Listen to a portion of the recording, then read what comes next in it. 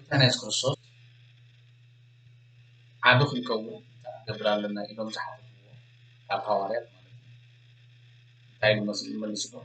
ዓዱ ምዃን ሕማቕ ኣይኮነ ዝመለሰሎም ድማ እንታይ ኢሉ ክዓቢ ዝደሊ ወይ እውን ዓቢ ክኸውን ዝደሊ ከይግብፅ ስለዚ ዓቢ ክትከውን እንድሕር ኮንካ ተገድድ ኣለካ ኣብዚ ዓለም ባይ ዘ ወይ እቲ ዓቢ ክትከውን ዘለካ ወይ ዓቢ ክትከውን ከለካ ንሰባት ምግልጋል ትርጉም ናይ ህይወት ኩሉ ንሰባት ካልኦት ካብቲ ማንነቶም ፅቡቅ ካብኡ ሓሊፉ ንዓኻ ዓወት ዝበሃል ንዓኻ ኣይኮነን ዓወት ዝበሃል ንኻልኦት ስለዚ ነዚ ተረዲእካ ሰባት ብኸመይ ከገልግሎም ብኸመይ ካብቲ